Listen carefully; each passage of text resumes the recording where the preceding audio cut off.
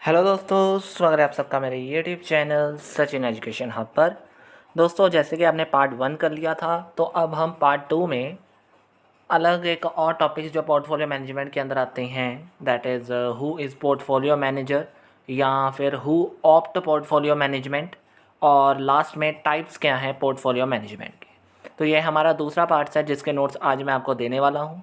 तो नोट्स आपको यहाँ पे इसके स्लाइड्स के वे में मिल जाएंगे, और अगर आपको हैंड रिटन पार्ट 1 के चाहिए वो आपको लिंक डिस्क्रिप्शन में दे दी जाएगी, और इसके साथ साथ आपको अगर कोई और नोट्स चाहिए तो वो भी टेलीग्राम चैनल में अवेलेबल हैं, और उसका लिंक भी आपको डिस्क्रिप्शन में दे दिया गया है। अब दोस्तों, हम सबसे पहले बात करेंगे कि who is portfolio manager. Question mark है यहाँ पे कि पोर्टफोलियो मैनेजर कौन होता है। तो पोर्टफोलियो मैनेजर यानी पोर्टफोलियो मैनेजमेंट आपने पढ़ा था, पोर्टफोलियो का मीनिंग आपने पढ़ लिया है। तो अब पोर्टफोलियो मैनेजर में क्या है कि he is a financial professional who is responsible for the management of mutual funds and other investments. एक ऐसा मैनेजर जो फाइनेंशियली प्रोफेशनल भी है और वो रिस्पॉन्सिबल है कि जो मैनेजमेंट है वो म्यूचुअल फंड्स का या अदर इन्वेस्टमेंट का उसे मैनेज अच्छे से कर सके। यानी सिंपल सी बात ये है कि वो पर्सन जो ये देखता है कि वो प्रोफेशनली मैनेजमेंट तो देखता ही है कि मैं प्रोफेशनली एक बात कर लो कि फाइनेंशियली प्रोफेशनल तो हूँ ही, लेकिन उसके साथ साथ वो क्या कर रहा है, जितनी भी अदर इन्वेस्टमेंट्स हैं या म्यूचुअल फंड्स की इन्वेस्टमेंट है उसे कंट्रोल कर रहा हो, तो वो पर्सन क्या बन जाता है, पोर्टफोलियो मैनेजर। इसके अलावा its aim is to increase the growth of portfolio through the implementation of proper investment strategies. Implementation करके प्रॉपर इन्वेस्टमेंट स्ट्रेटजीज की ये क्या करता है, पोर्टफोलियो मैनेजमेंट को ग्रो करने की भी कोशिश करता है। इसका मेन ऑब्जेक्टिव ये होता है। तो अब हमने बात तो ये कर ली कि पोर्टफोलियो मैनेजर कौन होता है। अब हमारा दूसरा क्वेश्चन जो यहाँ पे अराइज हुआ था वो क्या है, that is who should opt. कौन करेगा, यानी कौन करता है ऑप्ट, यानी आप कौन कौन कर सकता है पोर्टफोलियो मैनेजमेंट ले सकता है। तो investors who intend to invest across different investment avenues like bond, stocks, funds but do not possess enough knowledge about entire process. वो इन्वेस्टर जो इन सब में डिफरेंट तरीके से इन्वेस्टमेंट तो करना चाहता है लेकिन उसके बारे में उसे नॉलेज नहीं है कि क्या इंटायर प्रोसेस होनी चाहिए, तो वो पर्सन इसमें ऐड हो सकता है। क्योंकि अगर पोर्टफोलियो मैनेजमेंट की बात करें तो वो पर्सन यानी मैनेजर क्या करता है, मैनेजमेंट करना सिखाता है या आपके करता है। तो ऑटोमेटिकली जिसको नॉलेज नहीं है कि उसने कैसे करना है और डिफरेंट में उसने करना है, तो ये चीज़ बेस्ट है, यानी वो पर्सन पोर्टफोलियो मैनेजमेंट को आसानी से ऑप्ट कर सकता है। तो पहला इन्वेस्टर जिसको नॉलेज नहीं है लेकिन वो करना चाहता है तो वो उसमें आ जाता है। दूसरा आता है those who have a limited knowledge about the investment market can opt portfolio management.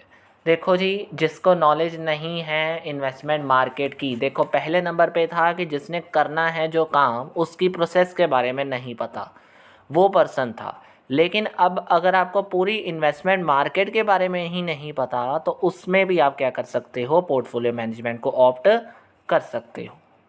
तो दूसरा भी आपको यहाँ पे क्लियर कर दिया गया कि क्या होता है, कौन आता है, यानी कौन करता है पोर्टफोलियो मैनेजमेंट को ऑप्ट, वो भी हो गया। तीसरा अब कौन है जो ऑप्ट कर रहेगा पोर्टफोलियो मैनेजमेंट को, वो होता है investors who do not know how market forces influence return on investment. Investors जिनको ये नहीं पता कि कैसे जो मार्केट फोर्सेस हैं वो इन्वेस्टमेंट के रिटर्न को इफ़ेक्ट करेंगे। यानी मार्केट फोर्सेस क्या होते हैं, डिमांड एंड सप्लाई, वो कैसे इफेक्ट करेंगे, अगर उनको किसी इन्वेस्टर को नहीं पता वो ऑटो ऑप्ट कर सकता है। या फिर इन्वेस्टर आप कह लो कि जिससे के पास इनफ टाइम नहीं है कि वो अपनी इन्वेस्टमेंट्स को अच्छे तरीके से रीबैलेंस और री इन्वेस्ट कर सके, उस केस में भी वो इस चीज़ को ऑप्ट कर सकता है। तो सीधी सी बात है कि कौन कौन कर सकता है ये आपको यहाँ पे क्लियर कर दिया गया। देयर आर 4 पर्सन्स आप कह सकते हो या 4 investors who can opt portfolio management. इसके अलावा भी बहुत होते हैं लेकिन अभी अदरवाइज आप ये कर सकते हो मेन। अब सबसे ज़रूरी जो टॉपिक है वो है टाइप्स ऑफ पोर्टफोलियो मैनेजमेंट। क्या क्या टाइप्स होते हैं एक पोर्टफोलियो मैनेजमेंट के, उसके बारे में पढ़ते हैं। तो सबसे पहले आपके सामने आता है एक्टिव पोर्टफोलियो मैनेजमेंट। एक्टिव नाम से क्लियर होगा। In this type of management, the portfolio manager is mostly concerned with generating maximum returns. Recently, they put a significant share of resources in trading of securities. वो एक अपना share लगा देता है trading करने में सिक्योरिटीज़ को। और उसमें क्यों लगाता है, यानी अगर आप बात करो इस पोर्टफोलियो मैनेजमेंट की, तो इसमें यह होता है कि मैक्सिमम रिटर्न मिलने अपना जो शेयर है उसे ज़्यादा से ज़्यादा लगाकर, यानी मैक्सिमम रिटर्न जब तक मिलता नहीं तब तक वो मैक्सिमम शेयर यूज़ करना।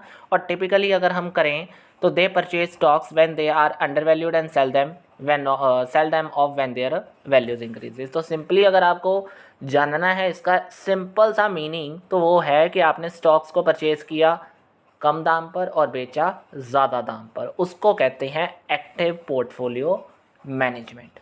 देखो जी, एक्टिव का तो बात पता लग गई कि मैक्सिमम रिटर्न कमाने के लिए आपने शेयर्स का उस हद तक जाना है जितनी हद तक उसकी वैल्यू को आप बढ़ा नहीं सकते। दूसरा आता है passive portfolio. This type of portfolio management is concerned with the fixed profile that aligns perfectly with the current market trends. ये करंटली चलता है कि करंट मार्केट ट्रेंड कैसा है उसके रिगार्डिंग अपनी पोजीशंस को चेंज करना। इन अदर वर्ड्स अगर आप बात करना चाहो तो ईजिली समझने के लिए the manager are more likely to invest in index fund with low but steady returns when may seem profitable in long run. देखो जी, इसमें मैक्सिमम रिटर्न नहीं चाहिए उसे, इससे चाहिए कि जो करंट ट्रेंड चल रहा है उससे उसे क्या क्या फ़ायदा हो सकता है वो चाहिए उसे। तो ऑटोमेटिकली जो करंट ट्रेंड है उसके रिगार्डिंग आपने एक स्टीडी रिटर्न को हासिल करने के लिए जो चीज़ अपनाई है वो होती है पैसिव पोर्टफोलियो मैनेजमेंट। दूसरा भी आपको क्लियर हो गया। तीसरा आपके सामने है डिस्क्रिशनरी पोर्टफोलियो मैनेजमेंट। तो इसका मतलब क्या था कि in this particular type of management the portfolio managers are entrusted with authority to invest as per their discretion on the investors behalf। देखो जी, अथॉरिटी इन्वेस्ट तो करती है लेकिन इन्वेस्टर्स के बिहाफ पर, यानी यहाँ पे काम है सिर्फ और सिर्फ अथॉरिटी या मैनेजर का।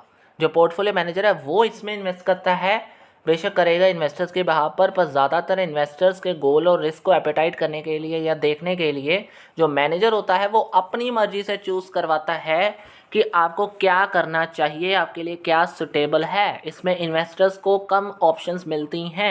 यानी डिस्क्रिशनरी पोर्टफोलियो मैनेजमेंट में क्या है कि मैनेजर्स बिहाफ पर आपको काम करवाते हैं, यानी मैनेजर खुद काम करते हैं, इन्वेस्टर्स को कम ऑप्शंस मिलती हैं कि वो डिसाइड करें क्या करना है या क्या नहीं। अब इसका ही उल्टा करना है बस आपने। क्यों?